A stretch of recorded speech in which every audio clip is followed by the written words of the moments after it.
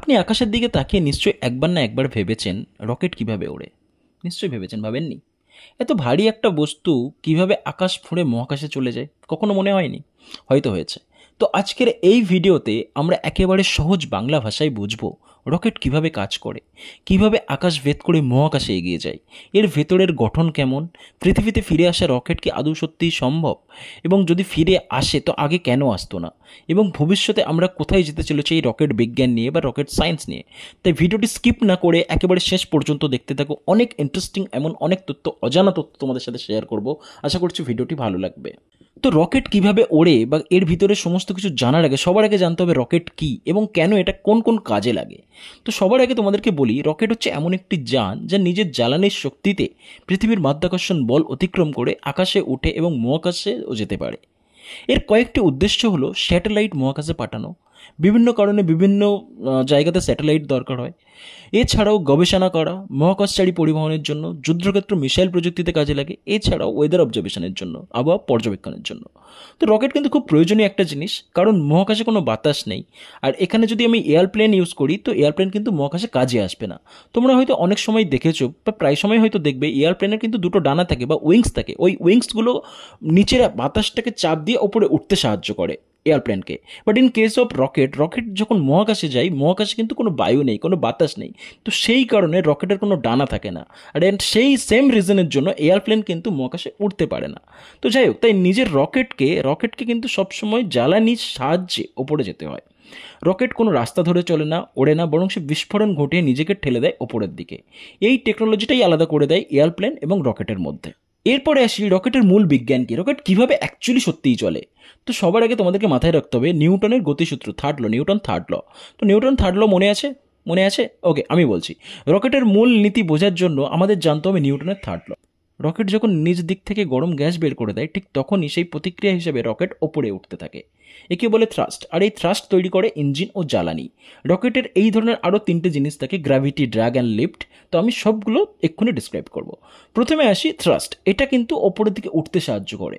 Gravity নিচের দিকে টেনে রাখতে সাহায্য করে। যেমন পৃথিবীর মাধ্যাকর্ষণ শক্তি, সেটাই হলো সেম গ্র্যাভিটি। প্রত্যেকটা বস্তুকে যেমন পৃথিবীর মাধ্যাকর্ষণ শক্তি তার নিচের দিকে টানতে সাহায্য করে, নিচের দিকে টানতে থাকে, ঠিক তেমন গ্র্যাভিটিটাও ওখানে কাজ করে। ড্র্যাগ, বাতাসের প্রতিরোধ ক্ষমতাটাকে ড্র্যাগ বলে। অ্যান্ড লিফট, বিমান বা বুস্টার রকেটের ক্ষেত্রে এটা কাজে লাগে। এই সব বলের মধ্যে যুদ্ধ হতে থাকে। অ্যান্ড সব থেকে বেশি হতে হবে যেটা হলো থ্রাস্ট যদি সব থেকে বেশি হয় তাহলে রকেটটা কিন্তু ওপরের দিকে। এরপরে আসি রকেটের স্ট্রাকচার নিয়ে, কেননা রকেট কীভাবে ওড়ে সেটা জানার জন্য রকেটের স্ট্রাকচারটা জানানোটাও খুব ইম্পর্টেন্ট। তো সবার প্রথমে আসি পেলোড, যেটা হচ্ছে ওপরের অংশটা। এখানে থেকে স্যাটেলাইট, স্পেস ক্যাপসুল, গবেষণা যন্ত্র বা মানুষ। এরপরে হচ্ছে অ্যাভিওনিক্স, যেটা হচ্ছে রকেটের মস্তিষ্ক, কম্পিউটার, জিপিএস, সেন্সর ইত্যাদি থাকে এখানে হচ্ছে অ্যাভিওনিক্সে।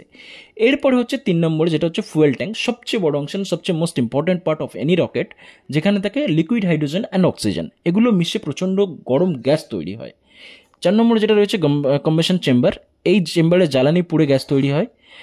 অ্যান্ড নজল, যেটা হচ্ছে 5 নম্বরের, যে গরম গ্যাস বেরিয়ে যায় নিচের দিকে, সেটাই রকেটকে ঠেলে দেয় ওপরের দিকে।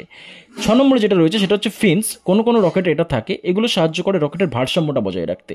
এই সমস্ত অংশ একসঙ্গে কাজ করে রকেটটাকে শুধুমাত্র ওপরের দিকে নয়, নির্দিষ্ট কক্ষপথেও পৌঁছে দিতে হেল্প। এরপরে এসে রকেটের স্টেজগুলো কী কী রয়েছে।